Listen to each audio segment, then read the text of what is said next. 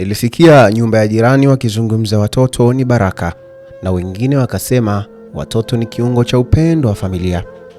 Lakini kwa familia ya Bwana Linus na mkewe Anita, japo ni furaha kuwa na watoto 6, lakini mapacha 4 waliowapata hivi karibuni wamebadilisha kabisa taswira halisi ya maisha yao. Anita Tobias ndiye mama mapacha hao 4 aliyejifungua mwezi wa 3 mwaka huu katika hospitali ya wilaya ya Ubungo iliyopo Kimara jijini Dar es Salaam. Hapa Anita anaelezea Kawabe Sauti ya Jamii namna hali ilivyo na yale anayoyapitia katika malezi ya watoto hao. Wakati mwingine tunakutana kwenye Sauti ya Jamii, na leo nimetembelea maeneo ya Zoni huku Mbezi, Dar es Salaam, na kilichonileta hapa nimekuja kukutana na mwanamama Anita Tobias ambaye yeye alijifungua mapacha 4 katika miezi kadhaa iliyoweza kupita, na nimekuja hapa kuzungumza naye kuweza kuelewa hali ambayo anaipitia kwenye malezi ya watoto hawa, lakini pia kama kuna changamoto na vitu vingine tutaweza kujua wakati tutakapokuwa tukizungumza naye. Na tutazungumza naye hapa, lakini pia tutapata bahati ya kuzungumza na mumewe ambaye kwa pamoja wamepata watoto hawa. Watatueleza hali halisi, alafu tupate nafasi pia ya kuwasikiliza. Kwanza kabisa, Anita, habari ya wakati huu? Nzuri. Ndio. Unafahamika kwa jina la Anita Tobias au mama wa 4, mimi ambavyo pia nakufahamu. Kwanza tunatamani kufahamu watoto walizaliwa lini na wapi, na taarifa zingine za muhimu kwa kuanzia. Watoto walizaliwa tarehe 6 mwezi wa 3 mwaka 2026 katika hospitali ya halmashauri ya wilaya ya Ubungo Baruti. Na wa miezi 4 kwa sasa. Ambapo jinsia zao ni wa kike na wa kiume 2 na wa kike 2. Sawa.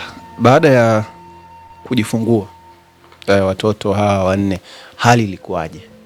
Kwa kweli hali ilikuwa mbaya sana, maana nilipojifungua tu siku hiyo usiku mkavimba mguu. Hali haikuwa nzuri sana kiivo.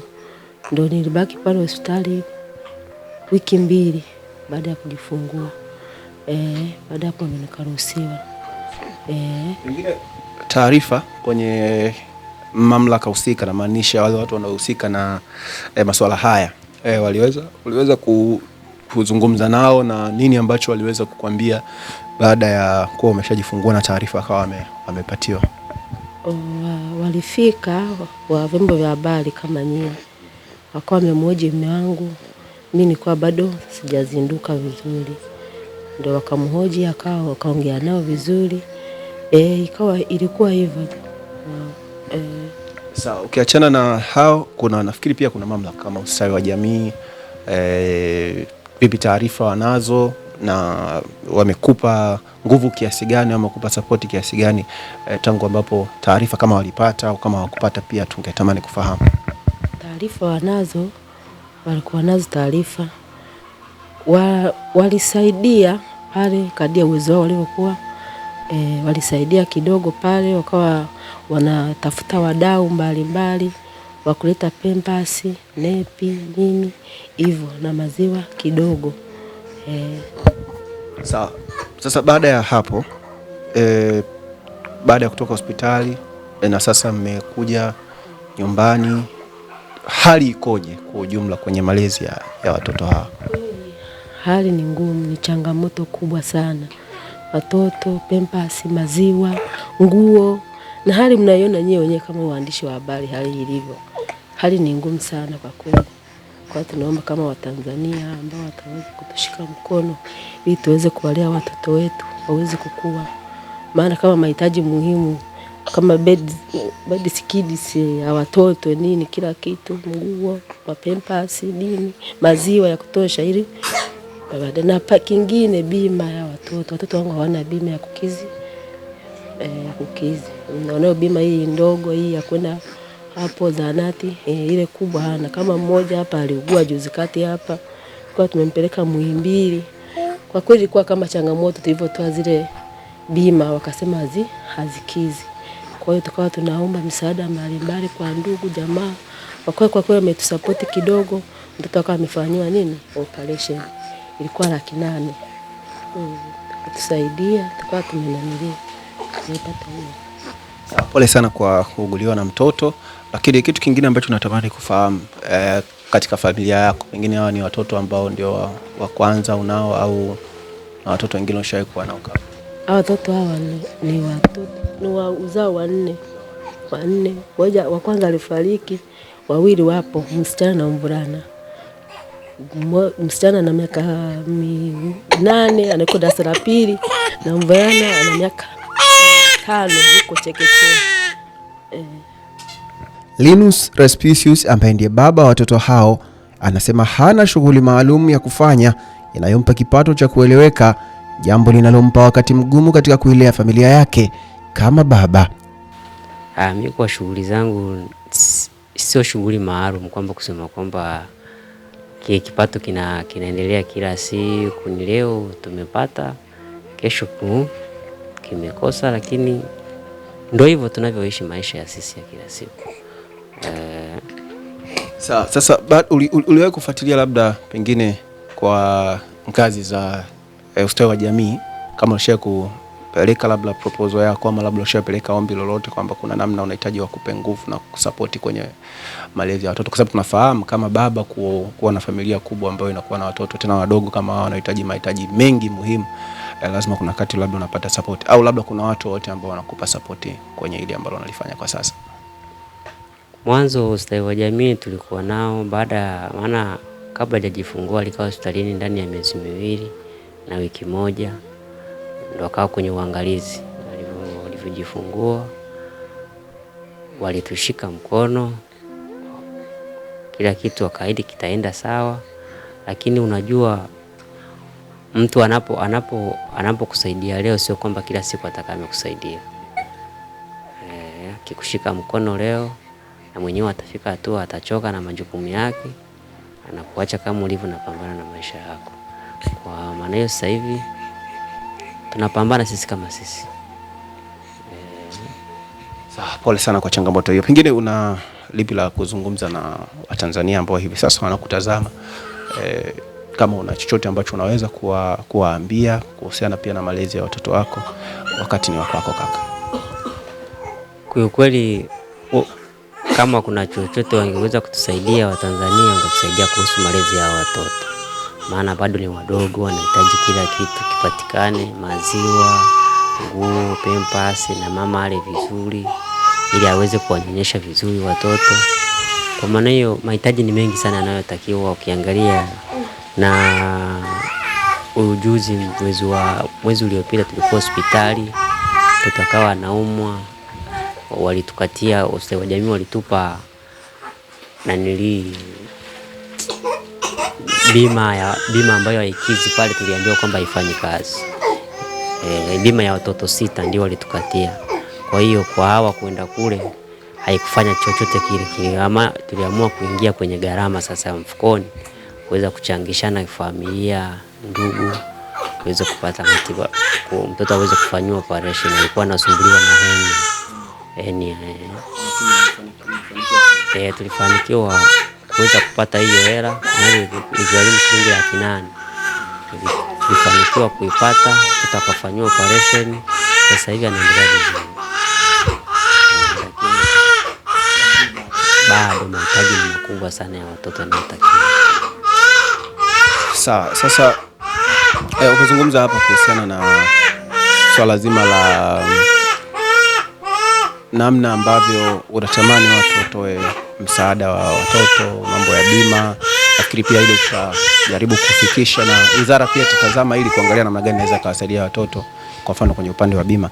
Lakini kuhusiana na malezi ya kawaida, mimi na imani kama ulivyosema shughuli zako sio zile ambazo ni kwamba ni uhakika kwamba tutakuwa na shughuli ambazo tutafanya. Pengine kama kuna mtu labda anataka kuwezesha wewe kwa upande wa utafutaji wa kipato, labda tuseme ajira, au labda nataka kukupa mtaji na nini, pia hilo sio katika vitu ambavyo unaweza ukaomba pia? Kama yupo mimi niko tayari. Kama ni ajira ya kudumu tafanya, kama ni mtaji wa kwamba fanya biashara tafanya. Niko tayari kwa ajili ya kuangalia familia yangu kwamba inasogea vipi kimaisha. Kama atakuwa kama yatatokeza tashukuru, kuendelea na kuangalia kwenye uangalizi mkali wa watoto ili mahitaji yapatikane, kwa sababu anayekupa kitu ambacho muendelezo ni mzuri zaidi kuliko yule aliyekupa na akakuacha. Lakini anapokupa kitu kwamba kisimamie, lazima utawakuza watoto kutokana na hicho kitu ulichopewa. Sawa. Tutarejea kwa mama wanne, mimi namuita hivyo kwa sasa. Tumeshazungumza kwamba kuna vitu ambavyo ni muhimu sana kwa ajili ya watoto ambavyo umewaomba Watanzania. Natamani kufahamu pengine majina ya watoto hawa wote ili tuweze kufahamu. Huyu niliye hapa ni watatu kuzaliwa, anaitwa Liberius Linus. Aliyenaye na baba yake ni Olivia Linus, ni wa kwanza kuzaliwa. Huyu aliye na mdogo wangu yule pale wa kiume anaitwa Livinus Linus, wa kiume. Yule ni Florida, aliyembeba ni mamangu mzazi, anaitwa Florida Linus, ni wa mwisho kuzaliwa. Naye mama yake na Anita ambaye ndiye bibi wa mapacha hao amewaomba Watanzania kuwasaidia watoto wake, kwani ugumu wa hali ya maisha ni jambo linalowapa wakati mgumu katika kipindi hiki cha malezi ya wajukuu zake. Kwanza najisikia furaha, kwanza namshukuru Mungu kwa kuweza kunipa haya baraka kubwa kwa kizazi changu cha mwanangu. Nasema Baba asante Mungu. Pia namshukuru Mungu kuona anawaleta nyie kuja na vyombo ili mpate hali ya watoto na kuwatunza. Kwa kweli changamoto ni kubwa kwa wanangu, maana kipato cha mke wangu ni kidogo. Kwa hiyo mimi naomba Watanzania muweze kuwashika mkono ili kuwezesha hao watoto waweze kuwalea, kwa sababu tunakokwenda kule mbele kuna kazi kubwa. Kwa hiyo mimi naomba kwa mkono wa Mama Samia pamoja na Watanzania waweze kuwasaidia hao watoto ili tuweze kuwalea watoto vizuri, maana kuliko hapa tunapangisha, sio nyumba halisi kwamba ni yao, wanapangisha. Kwa hiyo naomba msaada mkubwa na Mama Samia atushike mkono ili tuweze kuliokoa hili taifa la kesho. Asante. Bi Judith Mganga ni mama mwenye nyumba inapoishi familia ya Bwana Linus. Baada ya kuzungumza naye kuhusu hali ya wapangaji wake, alikuwa na mimi ndiye mama mwenye nyumba wa Mr. Linus pamoja na mke wake Anita. Toka wamehamia hii nyumba wana takribani kama mwaka mmoja na miezi kama 6-7 hivi. Ninamshukuru Mungu, Anita baada ya kuwa ameshika ujauzito alinipa taarifa ya awali kabisa ya kuwa ni mjamzito, lakini baada ya kuwa mjamzito hatukutegemea kama baada ya muda tutapata baraka hii ya watoto 4. Lakini siku moja akiwa anaumwa na tumbo alitoka akawa ameenda hospitali. Kule hospitali ndipo alipopimwa. Katika kupimwa wakamwambia mimba yako ina miezi mingapi? Akasema miezi aliyokuwa amefikia ni kama 2 hivi nadhani. Lakini wakamwambia mbona ukuaji wa tumbo lako unaonekana ni mkubwa zaidi kuliko miezi halisi ya mimba. Katika kupimwa ultrasound ikaonekana na watoto 4. Kiuhalisia alistuka, aliogopa. Lakini alipokuja kuniambia nilimtia moyo, nikamwambia Mungu ana makusudi na kila anachokifanya kwa mwanadamu. Kadri ambavyo siku zilikuwa zikienda tunatiana moyo, siku zilivyokuwa zikienda hatimaye Mungu amefungua hii baraka, tumeweza kuishuhudia kwa macho. Watoto 4 kama ambavyo wameonekana, na tunamshukuru Mungu ni watoto wenye afya njema. Lakini pia tunamshukuru Mungu kwa sababu amewapa appetite. Watoto wanakula vizuri, kwa sababu kuna mama wengine ana mtoto mmoja lakini hana appetite, hapendi kula. Wakati mwingine unamkuta hata kilo zinashuka, haziendi katika uhalisia wa ukuaji wa mtoto. Lakini hawa kilo zao zinakwenda vizuri, wanakuwa vizuri katika uwiano. Lakini pia ninamshukuru Mungu hata mama na baba wa familia pamoja na magumu wanayoyapitia, lakini bado wana amani ndani ya moyo. Mungu anazidi kuwatia nguvu wakiendelea kuwalea watoto wao. Lakini kiuhalisia watoto 4 mtu kupewa kwa wakati mmoja kwa maisha ya Kitanzania tulionayo kidogo ni changamoto, inahitaji nguvu. Nadhani pia hata baba amejieleza, nguvu alionayo katika kuwalea watoto 4 kidogo haitatosheleza. Ni tofauti na ambavyo alikuwa anatarajia kupata mtoto mmoja au angepata watoto 2. Lakini nikiwa kama mama mwenye nyumba, na mimi ninatamani jamii isikie hii mbiu tunayoipiga, isikie, kila atakayesikia awiwe kuweza kuweka mkono wa sadaka kwa ajili ya kuwasaidia hawa watoto 4. Kweli kuna baadhi ya misaada inapatikana, lakini bado haijatosheleza mahitaji. Unaweza kukuta msaada unakuja kwenye chakula, lakini watoto wanahitaji vitu vingi. Au msaada mtu akaleta sukari, lakini sukari ile bado watoto hawajafikia kunywa chai au kunywa uji. Bado wanavyozidi kukua wanahitaji huduma kubwa zaidi. Na wanaelekea, kwa sababu sasa hivi nadhani ni kama miezi 4 na sehemu hivi, wanahitaji kuweza kufika sehemu miezi 6 wataanza kula vyakula tofauti tofauti. Lakini pia kuna kuugua kwa baba, kuna kuugua kwa mama, kuna kuugua kwa walezi. Familia, baba alikuwa yeye na mke wake na watoto, lakini sasa hivi ana walezi 2 ambao wameongezeka tena ndani ya ya familia. Acha hawa watoto 4, kuna walezi 2, kuna bibi wa mtoto bibi mzaa mama wa watoto, lakini pia kuna mdogo wake mama wa watoto. Hao wote wameongeza wameongeza budget ndani ya ya familia. Kwa hiyo baba kwa kweli ana mzigo mzito. Hata ningekuwa ni mimi na mume wangu, bado ule mzigo ningeona kidogo unalemea. Sasa jamii, familia ya Kitanzania, hata nje ya Tanzania, kwa yoyote ambaye anasikia habari hii, tunaomba tuweze kushirikiana kwa pamoja. Kwa sadaka zenu zitakuwa baraka sana kwa hawa watoto, na ninawaombea hawa watoto, Mungu awabariki. Ninatumaini hawatapungukiwa, kwa sababu Mungu aliyeweka kusudi hili ndani ya hii familia ana njia ya kuweza kuwatoa ndani ya familia hii, atawapa baraka nyingi. Na pia ninaweka wito kwa baba ambao wanapokutana na majukumu mazito kama hawa, Linus anawapa ujasiri wa kuonyesha kuwa baba, usikimbie majukumu yanapokuwa yameonekana kuwa mazito. Onyesha kuijali familia, kwa sababu ukaribu wako na familia ndipo ambavyo unazidi kufungua milango ya baraka, ili Mungu aweze kuweka baraka ndani ya familia. Lakini pia msiogope wakina mama, wakina baba ambao mnakutana na mambo magumu yanawakuta, muwe wazi katika media ili habari zenu zijulikane sehemu tofauti tofauti kwa ajili ya kupata msaada. Tunashukuru kwa ajili ya kututembelea, lakini pia tunashukuru kwa ajili ya Tanzania ambayo Bwana ameruhusu hizi media ziweze kuwa nyingi ili ziweze kuwafikia watu mbalimbali na kuweza kutoa kilio chao. Na mtazamaji na mfuatiliaji wa Kawabe Media, kama ambavyo nilikujulisha hapo mwanzoni kwamba leo tumekuja maeneo ya huku ni Mbezi, maarufu sana kwa zoni, wanaita zoni, na huku nimekuja kukutana na mwana mama au mwanadada anaitwa Anita Tobias, ambaye alijifungua mapacha 4 na ilikuwa mwezi wa 4 katika hospitali ya kwa mwezi wa 3.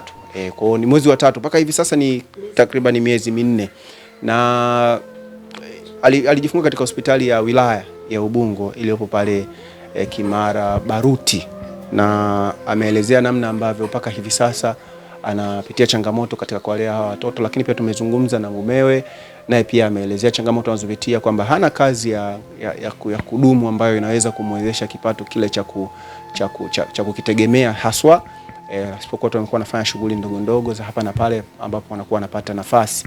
Kwa hiyo rai yangu na wito wangu, ombi langu pia mimi ni kwamba kwa yoyote ambaye atawiwa kuwasaidia ama kuwezesha kwa namna moja ama nyingine malezi ya watoto hawa, ameeleza vitu muhimu sana, na moja katika vitu muhimu sana ni pamoja na swala zima la afya.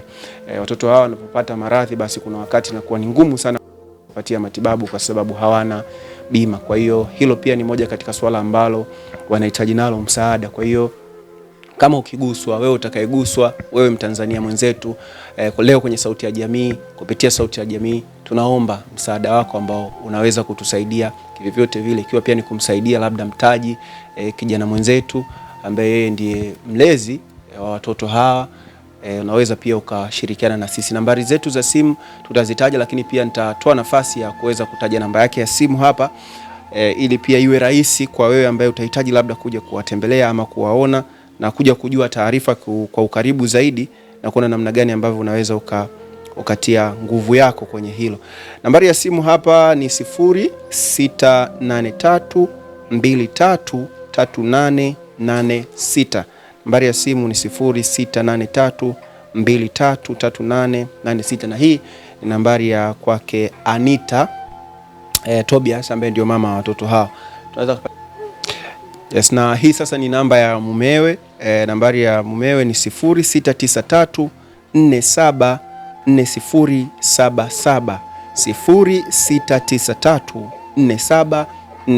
0693474077. Lakini kama pia utawiwa au utakuwa na ugumu kuwafikia, unaweza pia ukatafuta sisi Kawabe Media kwenye mitandao yetu ya kijamii. DM zetu zote ziko wazi, unaweza ukatafuta pale, alafu ukaweza kutumia ujumbe na sisi tutafika bila shida yoyote. Tutawasiliana na wewe na kujulisha njia ambayo unaweza kuwasaidia watoto hawa pamoja na wazazi wao. Hadi kufikia hapo mimi nitakuwa sina la ziada. Naitwa Salumu Amani na hii ni Kawabe Sauti ya Jamii.